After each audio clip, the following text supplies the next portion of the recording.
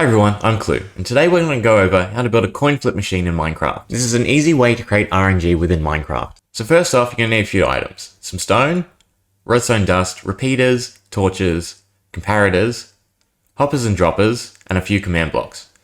You also need an item that doesn't stack, as well as an item that does stack to 64. So first off, we're going to place the dropper and the hopper facing each other. And then from the hopper, we're going to have a comparator. This is going to read whenever an item goes into the hopper. From here, we want some redstone dust heading towards this block, and a repeater for this one. On each block, we're going to put a redstone torch.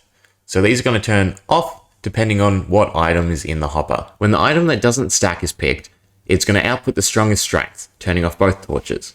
However, when the item that stacks to 64 is picked, only one torch will turn off. Next, we just want some redstone dust, a repeater, and a comparator heading from this torch. So we want to set the comparator to subtract mode. So it's now going to output the difference between the two signal strengths going into it. From the back here, it's going to subtract the signal strength to the left here. In this case, it's one less than the behind, meaning it's going to output only one. Next, we just want some repeaters, which are going to form our positive and negative chain. So the positive chain works by triggering whatever we put at the end after turning back on, whereas the negative chain works by triggering whenever it turns on for the first time. So now we're just going to attach a couple command blocks to the chains. In this first one, we'll type say1, and in the second one, we'll put say2. Now in the dropper, we're going to put one sword and one piece of stone. Next, we'll hook up a button so we can try it out. So whenever we click the button, it's going to pick between the sword and the stone. Whenever the stone is picked, it's only going to output a signal strength of 1, turning off one torch. When the sword is picked, it will output a full signal strength, turning off both torches. When one torch is turned off, it's going to allow the comparator that's in subtract mode to output its full strength, triggering the second chain, the negative chain. In the case that the sword is picked, both torches will turn off, and this in turn will turn off the positive chain, which, after the pulse, the item goes back to the dropper, will turn back on, triggering that chain. Now we can just give it a few tries to make sure we do get a different result each time we press the button.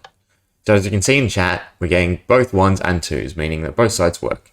So if we actually go ahead and lock the hopper, we can take a closer look at what's happening.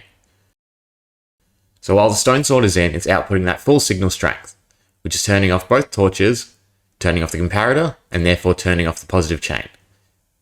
If we take the sword back out, the positive chain turns back on, and we get the output of 1. Similarly, if we put the stone block in, because it stacks to 64, it only outputs a signal strength of 1. This in turn only turns off one torch, allowing the comparator in subtract mode to now function. This in turn triggers the negative chain, outputting 2 in the chat. Now we can go ahead and hook it up to a timer. So as the timer runs, we can see in chat that it is picking between 1 and 2. So each time it pulses, we get a different output. So we've effectively created an RNG manipulation machine, although this is a rather small one that only picks between 2 numbers. So let's move on to something a little bit bigger. So here I've built a larger tower with 3 layers stacked on top of each other. I've also added a few command blocks at the bottom here to help select between the different chains. If we go ahead and run the timer, we can now see that's picking between 4 different events: A, B, C, and D. The way we're doing this is now we're adding one more step. So first off, you're taking schematic from over there and layering it upon each other.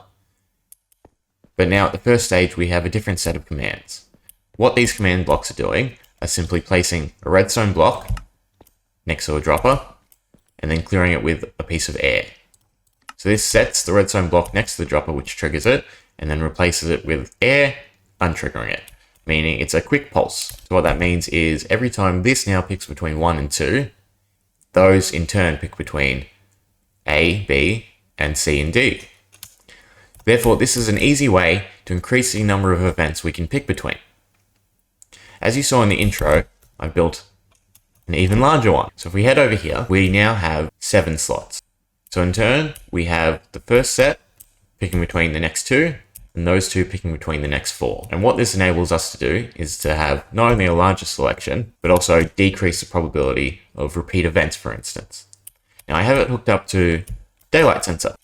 If we go through each of the time presets, for instance, daytime, we can see that it triggers these blocks. We set it to midday, it's noon, now it triggers all the way. Similarly, at night time, it only triggers the first one, and of course, at midnight, none are triggered. So what this allows us to do is now pick a random event depending on what time. So for instance, I currently have it set to the time of day it is right after you sleep. So as time rolls over, the chain is going off, and it's going to trigger an event. In this case, you feel haunted. Similarly though, we can set it to different things. We can set it to midday, or we can set it to midnight. The command blocks are fairly simple to set up. As long as you build it facing both positive directions, so if you look at the little widget there, you've got the red and blue line. So the red is the x-axis, and the z is the blue.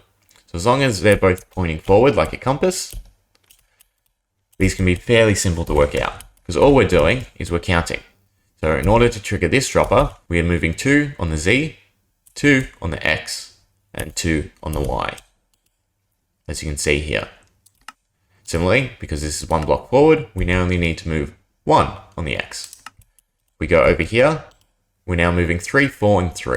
So across 3, because it's 1 further away, forward 3, because it's 1 back, but now 4, because we want to trigger the next dropper. Because this is 1 block forward, it's now only 2, 4, and 3. And you can continue this pattern. So if you remember, the x and the z always stays the same. So 2, 2, 1, 2, 1, 2, 3, 3, 3, 3, 3, 3. But what we're actually changing now is the y, because we've built it in a tower format. So here the y is 2 and 4.